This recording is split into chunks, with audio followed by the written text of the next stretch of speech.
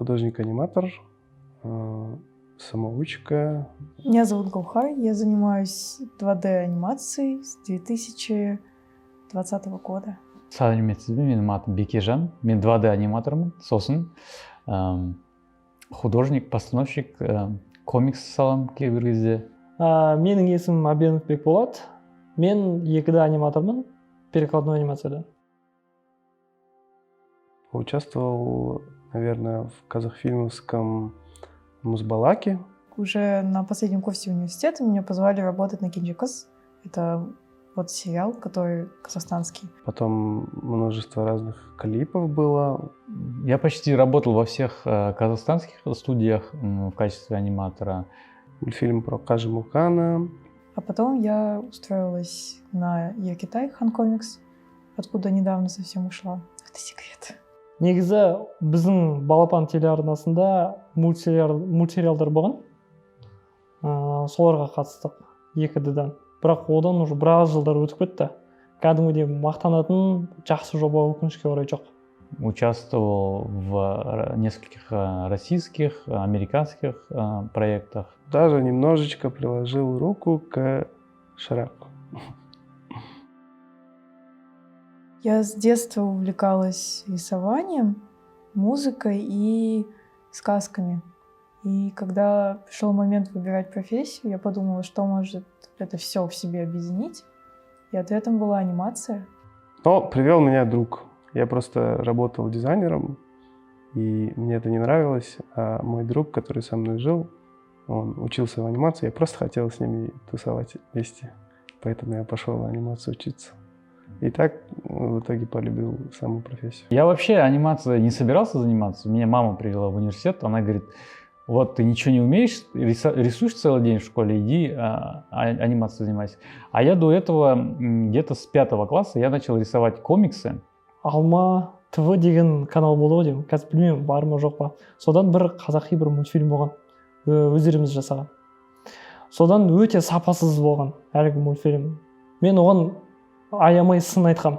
Дұрыс салмаған, анимациясы нашар, историясы да нашар, қарауға да бір ұсқынсыз бір кейіпкерлер. Сода анам айтты, егер бұл салада білімің болмаса, тәжірибең болмаса, ондай қатты сын айтуға менің құқығым жоқ деп. И я рисовал комиксы в тетрадке, на уроках рисовал, дома рисовал, все свободное время рисовал с самого детства. И поэтому, когда пришло время после школы выбирать профессию, у меня просто был выбор очевидный. Я пошел туда, куда что я целыми днями так делаю. Содан мен ойландым, не себептен қиын мультфильм жасауға? Мүмкін шынымен де бір ауыр бір жұмыс шығар. Аллаға шүкір, ол кезде интернетке доступ болды менде. Тамақтанып алғаннан кейін компьютеріме отырып, Googleға жаздым: как делать анимацию, какая программа нужна, как надо рисовать деп жазып, көп мақалаларды оқып, ептеп үйрене бастадым. Я вообще никогда не думал о том, что анимацию кто-то делает. То есть я вообще об этом не задумывался. Я думал, ну она есть, что есть люди, которые сидят и вот покадрово это делают. Для меня это было большим откровением. И после того, как я увидел, что у нас преподают, как бы то ни было, хорошо или плохо, но у нас преподавали, и я поступил в Академию Жургенева, и вот. Аниматор — это часть, винтик большой структуры под названием анимационная студия, которая производит мультфильмы. Это человек, который все замечает и может это потом изобразить. У него есть чувство ритма, у него есть чувство композиции и так далее. Аниматор ол біріншіден актер, екіншіден режиссер, үшіншіден мим, төртіншіден бір қиялды ішіндегі бала. Он в себе объединяет все, что должен знать художник, музыкант и так далее. Если вы видите в мультике персонажа, и он там двигается, то, скорее всего, его подвигал кто-то вроде меня. Так что вот, да, аниматор — художник, который рисует движение. Он ответственен за то, чтобы передать общую задумку, историю в сцене. То есть фильм он состоит из сцен, и они как бусинки нанизываются, и это все должно передавать ощущение, чтобы зритель мог вот это все прочувствовать вместе с героями, прожить. И если аниматору удалось вот это вот настроение, эмоцию передать в своей сцене, то это уже хорошая сцена. Главная обязанность аниматора, как по мне, четко и ясно выполнять цели, что поставил режиссер.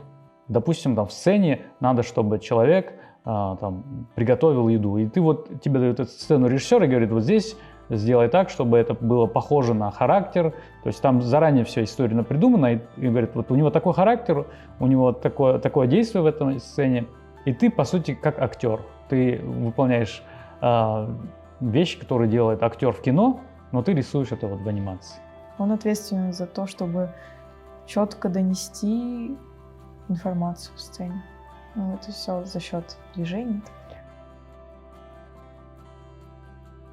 Менің анимация бастауыма біріншіден кейіпкердің дизайны қажет. Кейін риггинг деп аталады. Ол салынған кейіпкерді программада сүйектермен тоқу. Кейін қозғалысқа салып анимация жасау. И если сроки не прямо сжаты, то у тебя есть время делать тамбнейлы. Тамбнейлы — это маленькие такие набросочки, которые... Тамбнейл вообще переводится как вот маленький палец руки. И как бы ты анимируешь вот эти маленькие картинки прямо на одном листе, как комикс. То есть ты рисуешь движение, там заранее подготавливая сцену у себя в голове, как это будет двигаться, как там персонаж зайдет в сцену, как он выйдет, как она развернется.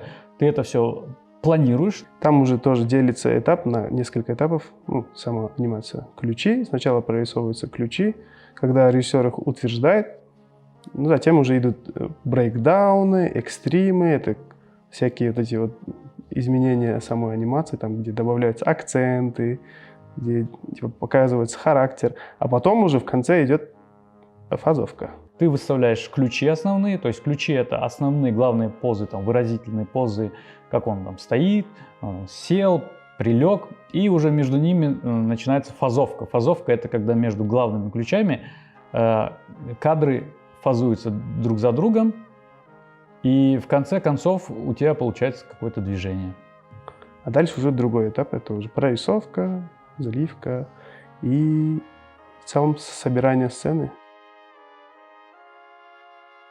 Я успел множество софтов использовать, но это был TV Paint, это был Adobe Animate, который раньше назывался Flash. Это и были там разные маленькие софты, но сейчас я остановился на Toon Boom Harmony, очень удобный софт и очень профессиональный. Я предпочитаю работать в TV Paint, это французская программа. Рисую в Photoshop, если это какие-то концепты, в Paint.ua. В 3D я немного Blender знаю. Кстати, советую Blender, потому что он бесплатный, и там есть возможность делать 2D анимацию, Grease Pencil называется. Менің таңдауым Mocha бағдарламасына түсті. Себебі ода бар құралдар басқа конкуренттерде мүмкіндіктері жоқ та. Содан Mocha өте қатты ұтады.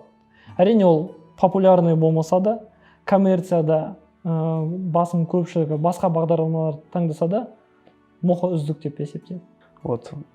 Просто Toon Boom он платный, а Blender бесплатный, так что можете использовать Blender для своих персональных проектов, чтобы выпускать их в свет, так сказать. Если тебе нравится анимация, то каждая сцена для тебя это что-то новое. Ты вот это вот рисуешь, и у меня бывает такое, я делаю сцену, и у меня вот уже я вся трясусь, я покраснела, и мне нравится, как выходит, и я ее закончила, включаю, и она тут вот так все дышит, живет. Я понимаю, что живу я не зря, и вот оно, я умру, но сцена моя останется. Не знаю, просто кайф получаю. Ол ауыр физикалық жұмыс емес. Өз үйіңде де отырып жұмыс істесе болады. Кейбір адамдар бөлінеді ғой, интроверт, экстраверт деп. Интроверттерге өте жақсы. Мысалы, адамдармен танысып сөйлесу, егер оның психологиялық тұрғыда ауыр болса, осы мамандықта ол ешкім сөйлеспейді. Себебі менің алдында айтқандай уақыт жоқ ода. Если ты, как я сказал, сидишь постоянно на одном месте и портишь свои глаза, и много-много часов проводишь за компьютером, то ты, скорее всего, заработаешь много денег. Ты участвуешь в чем-то большем, чем ты есть на самом деле. То есть тебе кажется, что ты просто аниматор, ты сделал какую-то сцену, но на самом деле это работа огромного коллектива, и в конце концов общими усилиями эта машина выплевывает тебе какой-то фильм, и все такие счастливые, радостные, и еще больше всего эффект от того, что этот фильм может на кого-то повлиять, ну, в теории, там, на ребенка или там на родителей. И это вообще какое-то сумасшествие. Одна из самых лучших профессий в мире, потому что ты воплощаешь свои фантазии в жизнь не только статичными рисунками, но и движениями. То есть ты можешь через свои рисунки, так сказать, передавать идеи, которые тебя с детства интересовали там, или тревожили и прочее. И люди это могут увидеть и понять твой внутренний мир, можно сказать. Прибыльный жұмыс. Өте прибыльный жұмыс. Бүгінгі таңда керекті деп айта аламын. Себебі қазір искусственный интеллект көп мамандықтардың жұмыссыз қалдырып отыр ғой. Бірақ анимацияны ол істей алмайды деп мен өзім ойлаймын. Енді ол нақты ақиқат емес, ол менің жеке ойым. Сол үшін бұны да плюсқа салса болады. Да, это просто великолепная профессия, когда ты освоил все вот эти трудности, то есть софт, там, закон анимации, все это ты прошел, ты можешь просто заняться чистой фантазией, то есть воплощать свои идеи в реальность. Это здорово. Аниматорда да ең үлкен минусы ол денсаулыққа өте үлкен соққы. Мысалы, бел омыртқа қисаяды. Себебі бір сценаны жасау үшін маман міндетті түрде кем дегенде 6-8 сағат компьютердің алдында қозғалмай отыру керек. Самое грустное, когда ты вкладываешь всю душу в какой-то проект, а потом его просто на полку куда-то ставят и дают тебе посмотреть, но ты не видишь вот этого обмена со зрителем, энергии не происходит. Будущим аниматорам я бы хотел сказать, что приготовьтесь, это надо будет иметь очень много усидчивости, терпения, силы воли, способность делать много, а потом, если надо будет все это исправлять, и заново все делать. Зарплаты мало, работы мало, особенно 2D-аниматор. Вот проект уже подходит к концу, и ты уже немножко вот так трясешься, а куда я пойду? А где мне искать работу? А завтра этот проект закроют, не закроют? Это на самом деле, вот, люди говорят, круто, вы сидите все время там на своем месте, вот бы мне, да, там сидеть целый день на работе. Ну, кто-то на улице там работает, да, кому-то приходится передвигаться постоянно. Но на самом деле это большой минус для твоего здоровья, потому что ты постоянно сидишь. Самые неприятные могут быть последствия от того, что ты сидишь, поэтому я рекомендую всегда спортом заниматься по возможности, там, зарядочки и так далее. Но это вот один из самых больших минусов. Аниматор социумнан кішкене тыс қалып қалады. Себебі жұмыс жасау ауыр, оның дедлайндары бар, оны қыдырып, достармен кездесіп, қаңғуға уақыт жоқ.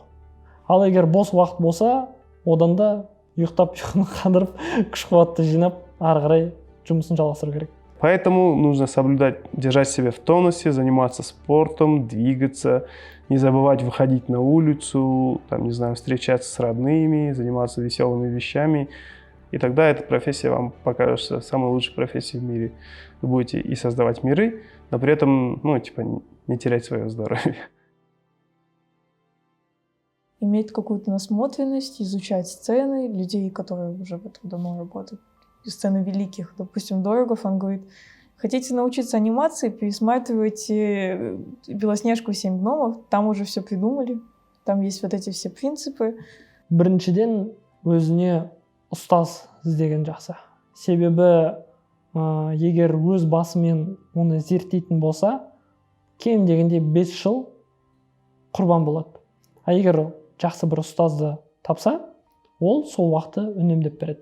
Жол сілтейді, жақсы кеңес береді, қайсыған көңіл аудару керек, қай кітапқа болсын, немесе қай курсқа, қай бағдарламаға, ол бірден айтады. Постоянная практика, практика, практика. Нужно быть голодным до знаний в анимации. Нужно читать много книг. Нужно все время анализировать анимацию. Нужно смотреть подкасты с аниматорами, с режиссерами. Потому что это же все так интересно. И ты у каждого человека, если фильтр правильно в голове стоит, ты берешь то, что тебе нужно. И это тебя формирует как профессионала. Вот, нужно быть все время голодным до знаний. Много рисуй, много-много рисуй, ходи на улицу, рисуй, людей рисуй, все, что ты видишь, рисуй. А если хочешь идти дальше, то советую пройти курс, посмотреть, есть ли хорошие курсы. У нас есть государственные университеты, но, к сожалению, уровня преподавательского сейчас там не так много. Есть отдельные мастера, они очень хорошие, но в целом к профессии они тебя готовят очень поверхностно. Ұстаз тауып үйренген абзал. Себебі бізде ешқандай бір университет, колледж, государственный структураға вообще жолмай қойыңыздар. Себебі бет-алтан бет-алды жылдар құрбан болып кетеді. Өкінішке орай бізде бүгін әрине мен сенемін болашақта бәрі өзгереді деп.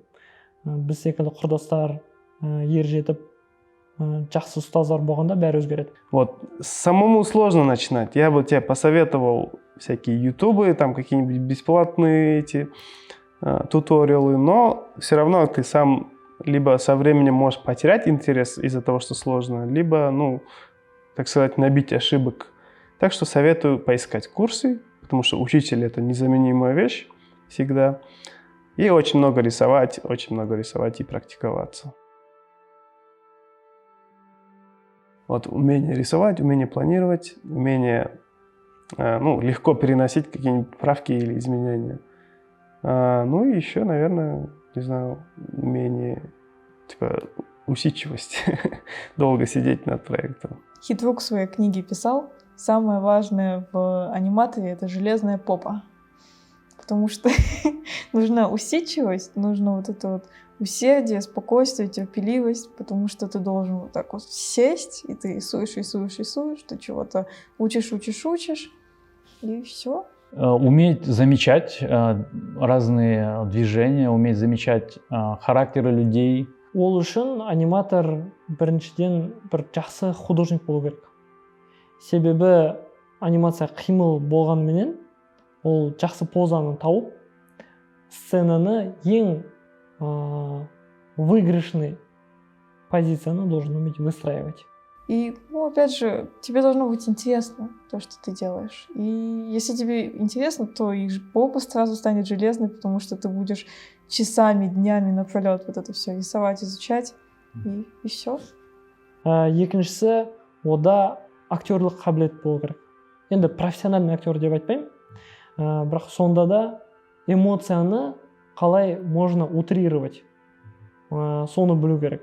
Оны қайдан біледі? Ол өзінің воображениесі қиял арқылы визуализация жасап, представлениясын бағдарламаға басу керек. Біріншіден художник, екіншіден актер. Якобы творческая профессия, на самом деле это не такая уж и творческая профессия. Это профессия больше про то, что нужно дисциплинированно что-то делать, нужно ежедневно приходить, как в офис, как в обычный офис. Нет такого, что мы творческие художники, мы сели там где-то что-то нарисовали, ушли, когда захотели, когда вдохновение пришло. Animator Survival Kit Ричарда Уильямса в первую очередь. А еще, если вы найдете его, я, забыл название, это Олли Джонстон книга, это «Иллюзия жизни», конечно же, «Иллюзия жизни», набор выживания аниматора. Остальные, я там не читал, если честно. Там что-то было от российских, советских аниматоров, в том числе там «Снег на траве», по-моему, назывался. Потом еще есть Хитрук написал «Профессия аниматор», 2 тома. Потом Старевич, это человек, который делал анимацию с помощью мертвых жуков. У него тоже есть книга анимации. Я посоветую все фильмы Миядзаки обязательно к просмотру, обязательно все. Они все разного настроения, поэтому можно смотреть, когда ваше настроение подходит под какой-то определенный фильм. Потому что это альтернативный взгляд на анимацию, то есть можно посмотреть 2 этих фильма и противопоставить друг другу Диснеевский и Хаяо Миядзаки — это разные вещи. Фильмы Сатоши Кона отличные, там тоже движения очень более динамичные, более, так сказать, для взрослого аудитории подходящие.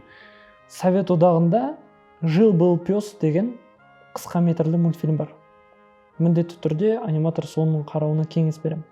Себебі ол жердегі кейіпкерлерді қимыл, мимика арқылы олардың мінезін режиссер әрі аниматор өте мықты баяндаған. Тек қана қазіргі оқиға болып жатқаны емес, ол за кадром болған. Бұрынғы кездегі кейіпкердің қиналғанның эхосы бар. Пиксаровские мультики есть, «Вверх» очень классный мультфильм, «Рататуй», «Валли». «Историю игрушек» недавно пересматривали, вообще шикарная серия из 3 частей. Ну, там еще 4-я новая есть. Мысалы, қасқыр мен ит орманда әңгімелесіп жатқанда, қасқыр күледі ғой итке. Сол кезде бел ұстап қалады. Бел ұстап қалады деп қасқыр өкінеді. Содан біз түсінеміз, ол ауыр өмір сүріп жүргеніне, жұмсақ жерде жатпайды, белі ауырады, бір қиындықтың дәмі таңдайында бар екенін сол қимыл арқылы айтпастан көрермен жақсы түсінеді. Сол үшін «Жил был пес'ті қарау керек. И аниме тоже можете посмотреть, потому что это все разные стили анимации. И когда их посмотрите, будете сравнивать, вы получите мультфильмы такие, как Человек-паук через вселенную, потому что они как раз-таки, их создали аниматоры, которые выросли на всех видах анимации, то есть и классическим Дисней, и на японских, и вот они создали такие вот симбиозные фильмы, короче, Человек-паук, и вот недавно вышедший этот «Кот в сапогах». «Коралина в стране кошмаров». Міндетті түрде соны қарау керек. Сосын «Кубо» и «Две струны» деген. Өте жақсы. Мне еще очень нравятся дримворксовские мультфильмы. Раньше были про Синбада, был мультфильм про Спирита. Это вот примерно в одно время они снимались. «Дорога на Эльдорадо». Они такие более взрослые, но там анимация вообще шикарная. Так что вы тоже себя не ограничивайте стилями, а смотрите все. Потому что от всего можно подчеркнуть что-то интересное. Работайте усердно. Рисуйте много. Занимайтесь спортом. Жақсы ұстаз табу. Екінші кеңесім, егер ол кісі жас бала болса, онда қазір бастау керек. А егер ересек адам болса, он кеше бастау керек. Я вот сам много время был самоучкой, и это растягивает время, за которое вы бы за более короткое время могли выучить то, что вы самостоятельно выучили за более долгое время.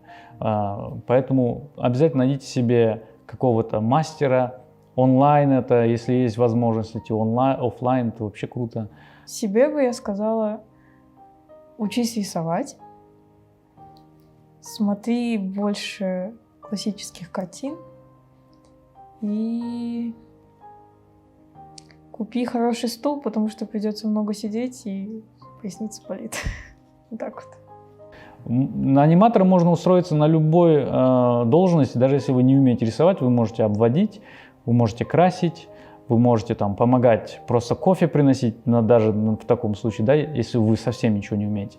Но чтобы понять работу изнутри, все равно надо попробовать устроиться на какой-нибудь студии, посмотреть, как люди работают, посмотреть, чем они живут, и нравится вам вообще это или это вообще не ваше. И думаю, после вот этой стажировки вы поймете, нужна она вам вообще или нет.